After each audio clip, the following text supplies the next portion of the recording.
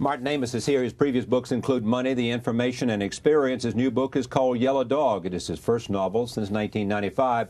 It made the long list of finalists for the Booker Prize. I am pleased to have him back at this table. Welcome back. Thank you, Johnny. We'll talk about this. Why has it been 5 years? You look like a book-a-year man to me.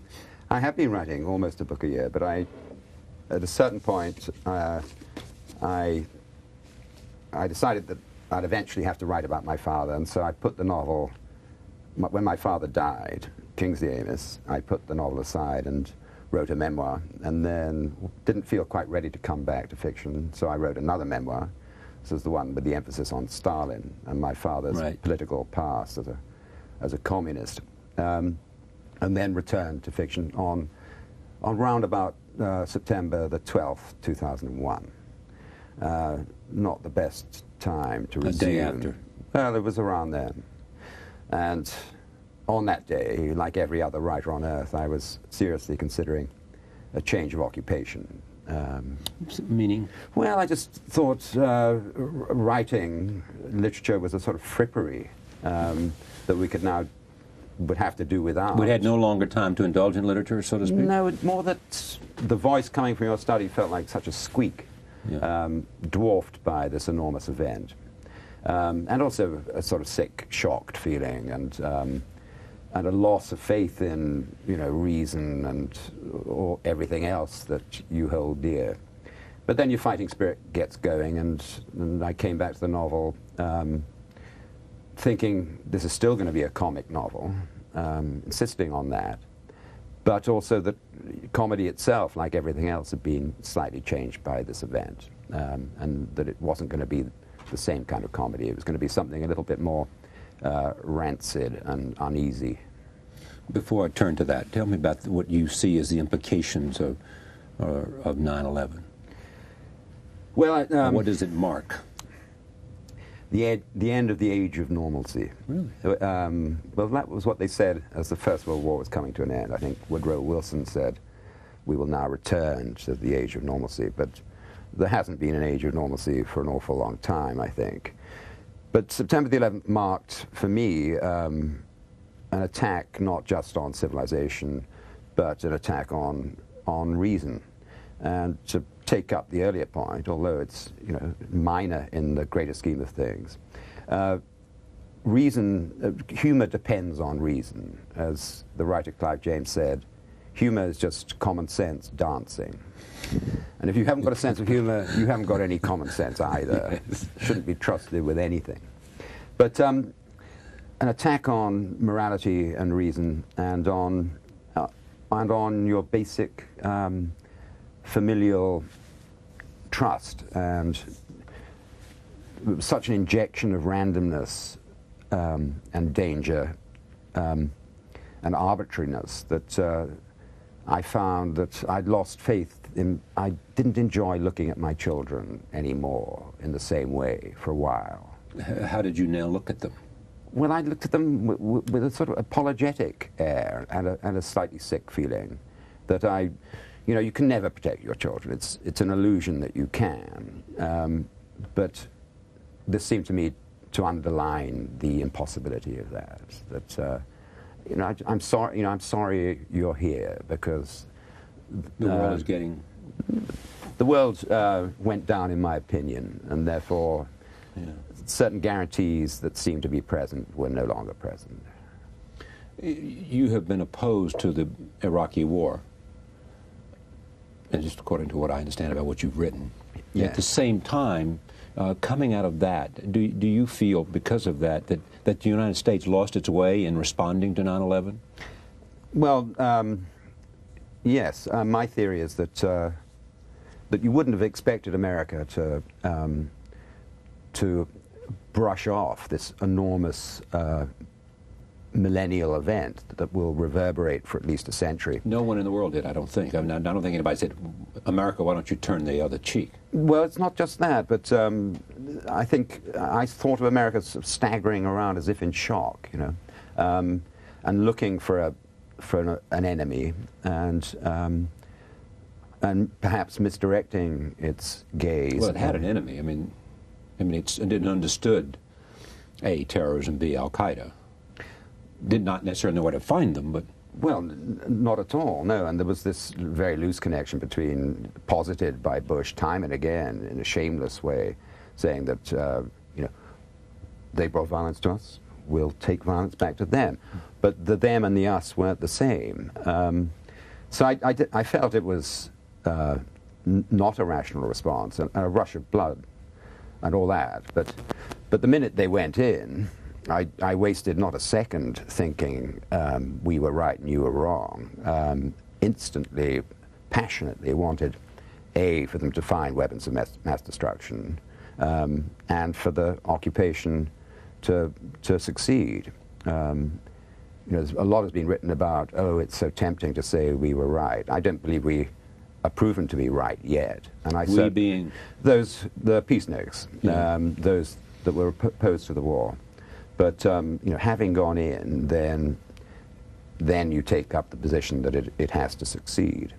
And I'm far more worried now about American retreat rather than, you know, them having gone in the first place. You've written some things about Bush, but suggesting that this religion is central to the way he sees the world. Well, he has called it a faith-based administration.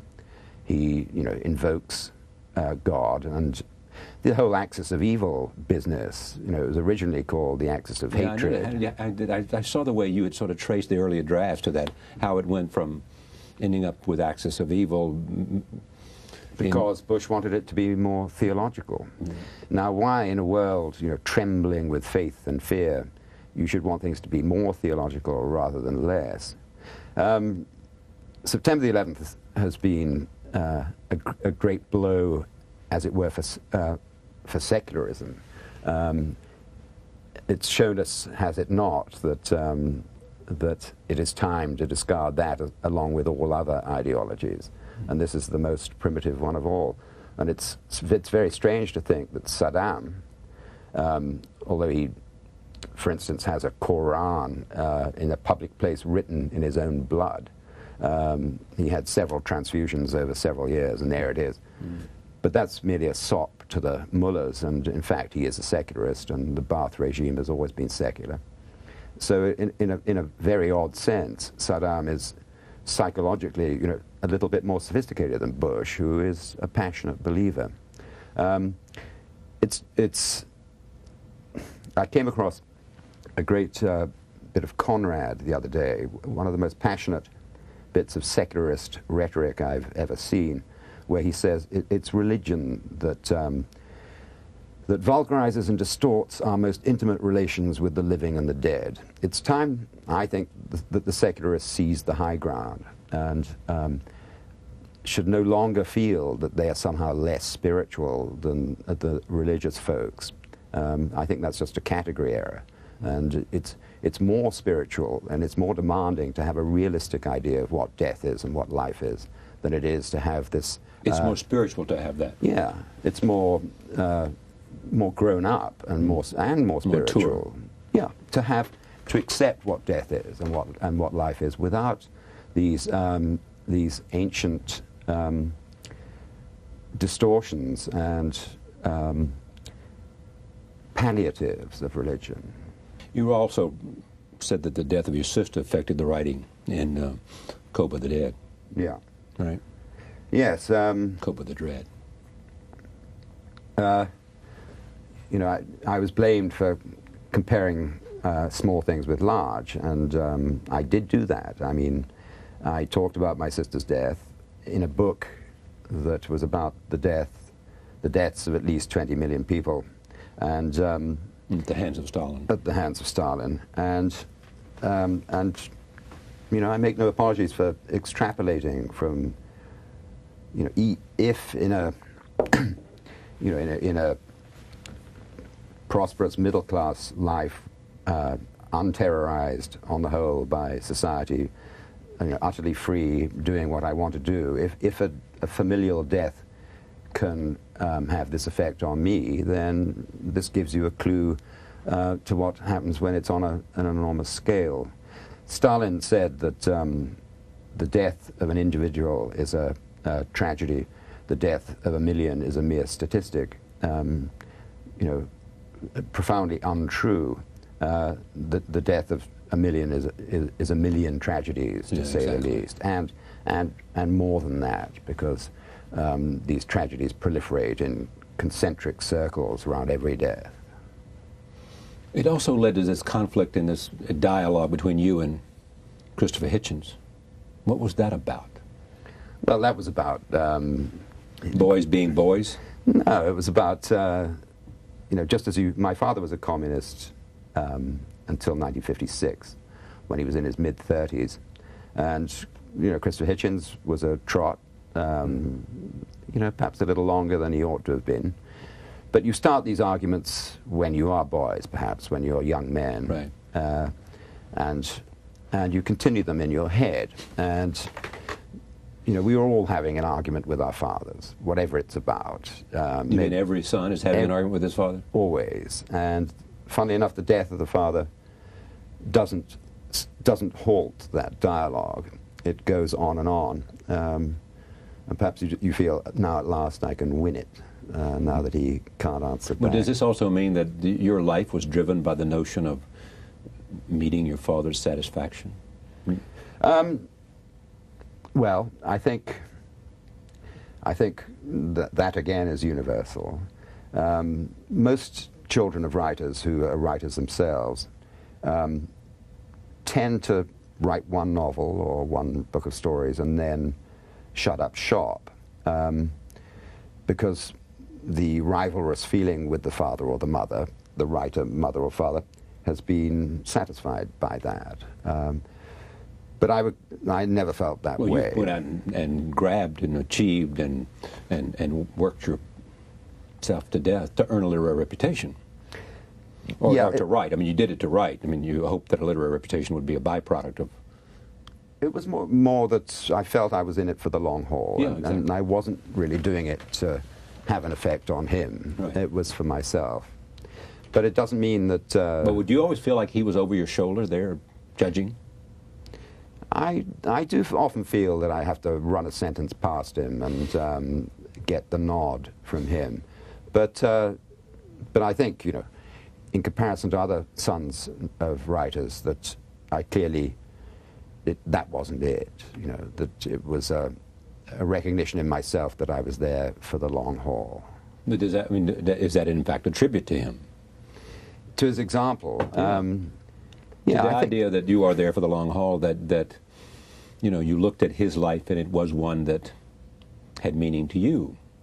Yeah, and his work ethic and his you know, modestly stated ambition, which was to find a little niche or niche in literature and occupy it, to be, as he put it, some good. That was enough for him. And you? Same. I mean, of course, another part of your brain is jabbering at you that you want to be the Dickens of your era. But to have made an impression on literature seems to me a good baseline. To have made an impression? Yeah. Well, you've certainly done that. Yeah, I suppose I have. Or does the pursuit? Well, it's the pursuit that is the thing, like the pursuit of happiness. You know, you can't realize it by pursuing happiness. You have to pursue something else. Which brings me to this. Critics are having a field day. They are bloodying you. Well, yes, I up mean, to a obviously point. there are exceptions, but... Yeah, on the whole, yes. And all I can say to that is that it's you know, Norma Mailer said you don't want to be assimilated and patted on the back too quickly. I always would aim, you know, would hope for strictly 50-50 reviews. I'd like some people to be very keen, some people to be appalled by a new novel of mine. This is perhaps tipped more to the 60-40 or 70-30. But I like a violent response, and I think it's an original book, and it's going to take a little bit to sink in. Okay, well, I've talked about what it is, but just stay with this idea because it was just a whole, you know, it is the narrative we were on. you dramatically and vigorously reject the criticism that you see and read, saying yourself, that's just wrong, they didn't get it? Or do you say, well, maybe I didn't get there this time? No, I don't say that. I felt very much in England that it wouldn't have mattered which of my books it was. Or indeed, you were ripe for whipping. Yeah, and it's a sort of culture war thing. Culture war? What, between? Well, it's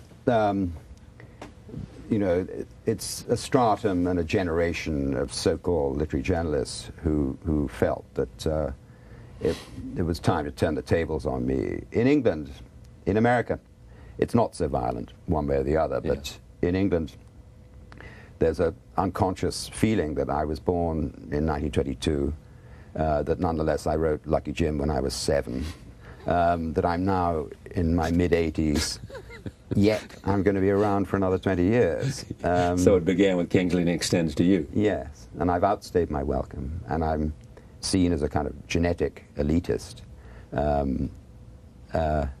as if, you know, my novels were all hardwired into me at my birth. And it's just been a question of taking dictation. Now here, at the same time, you know, you think about and write about in essay form or in review form lots of powerful, big ideas. Whether it is the notion of where we are and normalcy and not normalcy, whether it is the meaning of death and all of that. But what is this book about? I think it's about what I've always been writing about. What it means to be a man? Yes, exactly. The paradox of masculinity and how male insecurity leads to violence. Now that's not an original thought, but it's dramatized in original ways, I think, in that book. Tell me about the book and how you came to construct it that way. It's one of those novels, it's actually a Victorian convention, you could say, where it begins with 3 or maybe even 4 plot lines. Right. And the reader should be thinking, how are these going to be brought together? They're all to do, each story is to do with a crisis in masculinity, in male potency, both literal and metaphorical. And and they're brought together and resolved against a slightly exaggerated and satirized modern reality, where, which reflects the feeling you get, and it can be either productive or not, that when you reach a certain age, the world begins to look not wrong or right, or attractive or unattractive, but it begins to look slightly alien to you. It's part of your preparation for leaving it. But I'm looking at the culture of, I suppose, the next generation after me, and finding it strange, and writing about it in a way that points what to is it? that. The next generation after you is, you know, so what do you mean what do you find strange about it? I feel that that a whole carapace of inhibition has been cast off in the last few years. About well, loss of license, but loss of shame, loss of embarrassability. It seems to me a very contradictory culture that's coming up, because the emphasis is on equality, which has never been a very powerful American idea. Right. You know, liberty and fraternity, maybe, right. but not egality. egality. Right. But the idea that looks are being democratized, that you know, all this scarification where you've got your door keys in one eyelid right. and your car keys in the other, as if the tyranny, the hierarchy, the elite of looks, which has always been very mysterious, why we find certain appearances more attractive than others. But this is to be obliterated in a kind of commonality. But while at the same time, it's almost me. It's the pursuit of belonging. Yeah, and identification with a tribe. Right. And so Exactly. on. But at the same time, you have rampant individualism, in which you know, this is a country consisting of 150 million superstars. What about sex? Um, The degradation of sex. I mean, what do you spent time researching this in conversation with a porn star? I did, and I wrote a piece about pornography in preparation for writing this book. Well, I call it the obscenification of everyday life, and it's you know, we thought we were doing this when I was in my 20s. We thought we were scandalizing the previous generation, and now they're scandalizing us. But it seems to me that it's, you know, what we worry about when we're talking about sex in the next generation is that all significance will be drained from it. And having asked around, I now get the impression that sex education is not in the hands of some school mom with drawing a diagram on her blackboard. It's being administered by pornography, and the young are getting their sex education that way. And to what conclusion? To reduce it, you know, ad infinitum or ad vertigonem. It's a question of performance and repertoire, and doesn't stem from feeling. Yeah, exactly. Yeah, it is about performance. yes. Yeah, and all the ads on the internet are about performance. Yeah, and how to improve it. Yeah. Okay. Where do you go from here? I mean, so now you're back writing novels. Yeah. Some critics said, you know, we wish he would address big ideas. You know, I guess big ideas may be in the eye of the beholder. You would think this is a big idea. I think there are plenty of big ideas in that, and then you get attacked for being above your station. But and in England, the views of novelists on big ideas and on politics in general are considered of rather less interest than those of the man in the street. But I think I'm going to write now a longish autobiographical novel to combine, you know, the memoir experience and fiction in some way. The Martin Amiss story. Indeed. Are you really? Yeah. Now, why? Well, I've left myself alone in that sense for 30-odd years. My first novel was autobiographical because when you're in your early 20s, there isn't anything else. So there's a lot stacked up, you know. Okay. Talk to me a moment about how you prepare to do that. You say the magic words of Nabokov. You say, "Speak memory." Speak memory. Yes. And you train the memory, as Nabokov spoke of doing, that you, memory is like a muscle, and you immerse yourself in it and see what it shows you. And it will have made all sorts of selections for you, and you will remember what you ought to remember. Who, of all the writers, who has informed you the most among 4 or 5, 6, 3? Well, I would have said, not long ago, I would have said Nabokov and Bellow, but now I think Bellow above Nabokov. Really? Yes, in the last couple of years I've come... Really? Because it has to do with you, not him. He hasn't done anything in the last couple of years that would lead you to make that conclusion. His greatest works were not of the last 2 years. No, indeed. But, you know, you keep rereading your personal gods, and... Okay, but who else? Nabokov and Saul Bellow and... Joyce, Kafka, but they don't speak to me with the immediacy that Bellow does. Why? Well, I think you can't. When you finish a Nabokov novel, you want to write like Nabokov. When you finish a Bellow novel, a long Bellow novel, you don't want to write at all because you feel it's all gone. You know, it's all been done. Why am I doing this? Yeah. And you feel, or you feel I can never be this good. So therefore, what's this about? You feel you couldn't even write the instructions on a aspirin packet when you've read The Adventures of Augie March. Is that the great one? In your judgment? Well, I've recently reread Herzog, and realized that I wasn't old enough to read it until recently, and that book struck me like Augie March as a kind of force of nature. Yeah. That is where the competition is between the two, isn't it? Yes, yeah.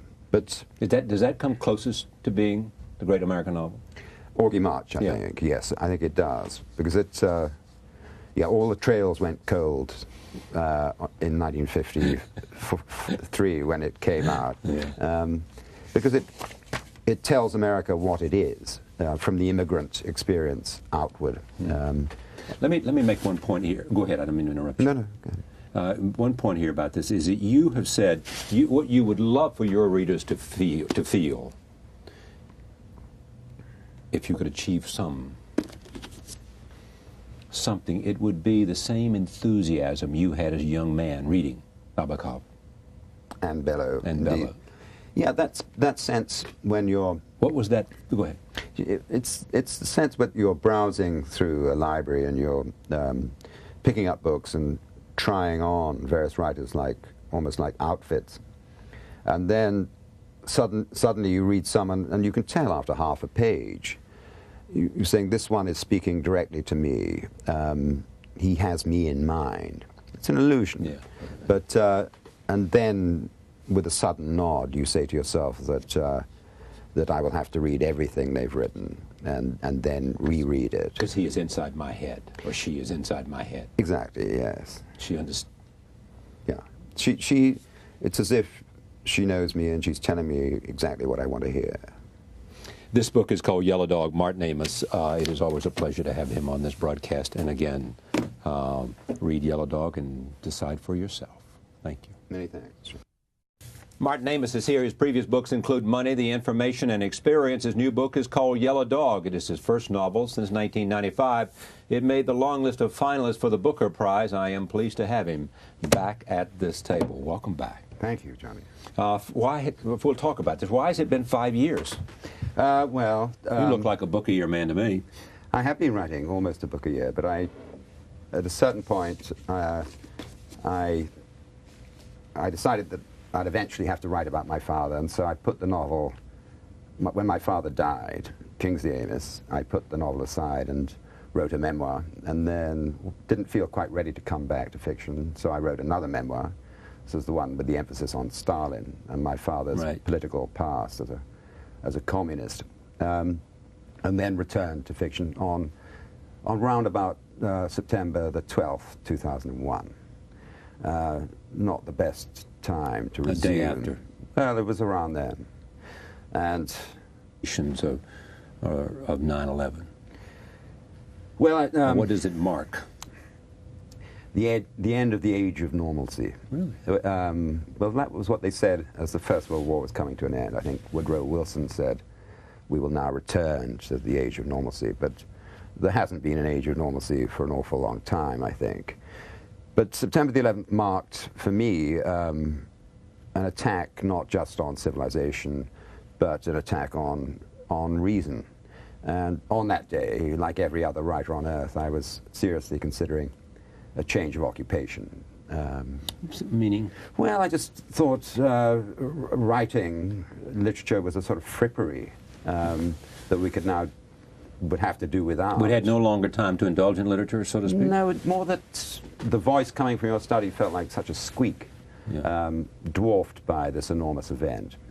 And also a sort of sick, shocked feeling, and a loss of faith in, reason or everything else that you hold dear. But then your fighting spirit gets going, and I came back to the novel thinking this is still going to be a comic novel, insisting on that, but also that comedy itself, like everything else, had been slightly changed by this event, and that it wasn't going to be the same kind of comedy. It was going to be something a little bit more rancid and uneasy. Before I turn to that, tell me about what you see as the implication